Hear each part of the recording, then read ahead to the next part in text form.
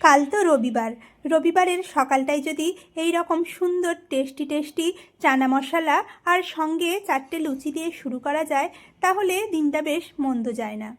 তাহলে চলুন আজকে আমার চানা মশলার রেসিপিটা দেখে নেওয়া যাক। নমস্কার, আমি পূজারিনীর পঞ্চব্যঞ্জনে সবাইকে স্বাগত জানিয়ে শুরু করছি আজকের আমার চানা মশলার রেসিপি। এখানে আমি 200 গ্রাম কাবুলি চানা সারা রাত ভিজিয়ে রেখেছিলাম, সেটাকে এখন আমি প্রেসার কুকারে সেদ্ধ করে নেব। কাবুলি চানাগুলো প্রথমে খুব ভালো করে জল দিয়ে ধুয়ে পরিষ্কার করে নিয়েছি। এখন প্রেসার কুকারে দিয়ে দিলাম আরও কিছুটা জল। মোটামুটি চানাগুলো যাতে ডুবে যায় সেই পরিমাণ জল দিতে হবে। এরপরে দিয়ে দেব 4টে কাঁচা লঙ্কা, হাফ চামচ লবণ, হাফ চামচ হলুদের গুঁড়ো। এই হলুদের গুঁড়োটা এখন দিলে চানা মশলার কালারটা খুব সুন্দর আসে। এখন ঢাকনা দিয়ে আমি প্রেসার কুকারে 2টো সিটি দিয়ে নেব। এতে করে চানা মশলাগুলো একদম গলে যাবে না, কিন্তু এই 70 থেকে 80% মতো সেদ্ধ হয়ে যাবে। দেখো 2টো সিটি দিয়ে নিয়েছি। এখন প্রেসার কুকারের সমস্ত স্টিমটা বেরিয়ে যাওয়া পর্যন্ত অপেক্ষা করে তারপরে ঢাকনাটা খুলে নিলাম। কাবুলি চানার কালারটা কত সুন্দর এসেছে। এখন আমি একটা চামচ দিয়ে চেপে দেখিয়ে দিচ্ছি, দেখো কতটা সেদ্ধ হয়েছে সেটা বোঝা যাচ্ছে। এরপরে সমস্ত চানা মশলাগুলো আমি প্রেসার কুকার থেকে উঠিয়ে নেব। এরপরে প্রেসার কুকারটায় আমি পরিষ্কার করে নিয়ে দিয়ে দিলাম আরও কিছুটা সর্ষের তেল। এরপরে ফোড়ন হিসেবে দিয়ে দিলাম গোটা গরম মশলা, 1 চামচ গোটা জিরে, 2টো তেজপাতা আর একটা শুকনো লঙ্কা। এখন ফোড়নটাকে হালকা করে ভেজে নেব একটা মিষ্টি গন্ধ আসা পর্যন্ত।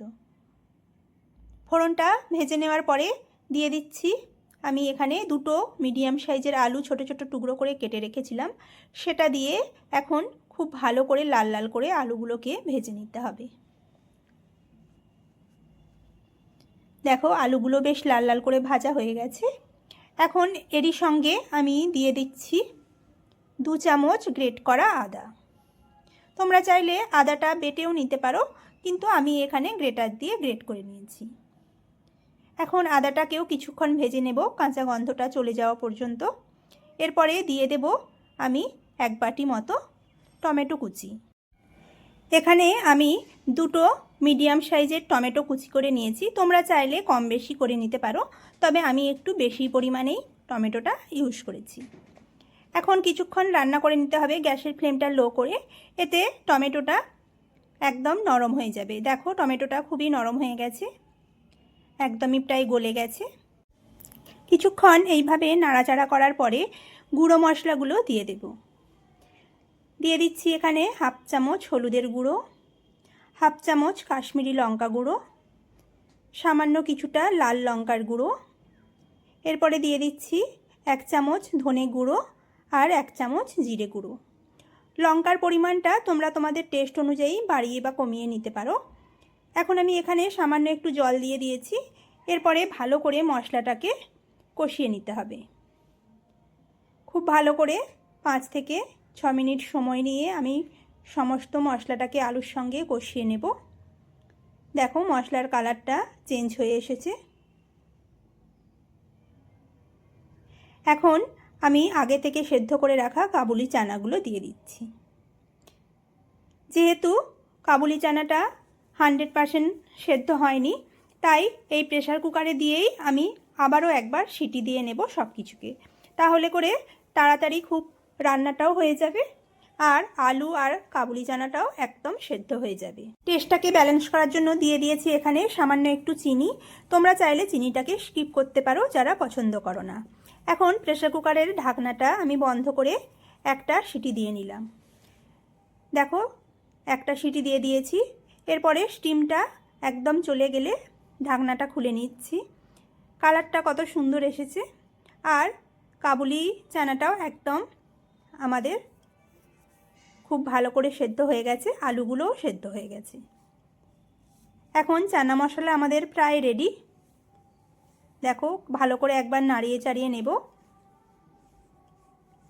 আর একটা হাতার সাহায্যে এইভাবে করে চেপে চেপে কিছুটা আমি আলু আর চানা এইভাবে করে গলিয়ে দিচ্ছি, যাতে করে গ্রেভিটা বেশ ঘন হয়। দেখো এইভাবে করে কিছু আলু আর চানা আমি গলিয়ে দিচ্ছি। তোমরা চাইলে আলু ব্যবহার না করে শুধু কাবুলি চানা দিয়েও চানা মশলাটা বানাতে পারো, কিন্তু যারা আলু পছন্দ করো তারা আমার মতো কিছুটা আলু দিয়েও বানাতে পারো। এখন এই চানা মশলাটাকে আমি আরও 5 থেকে 10 মিনিট একটু ফুটিয়ে নেব। এই গ্রেভিটা আরও কিছুটা আমি ঘন করে নেব, যেহেতু লুচির সঙ্গে পরিবেশন করব।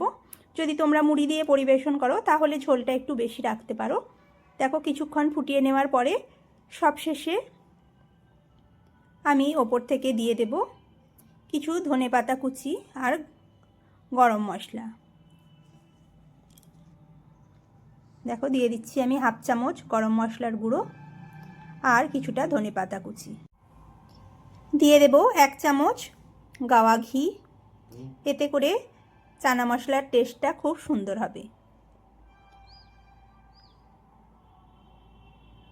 এখন সব কিছুকে আরও একবার ভালো করে মিশিয়ে নেব।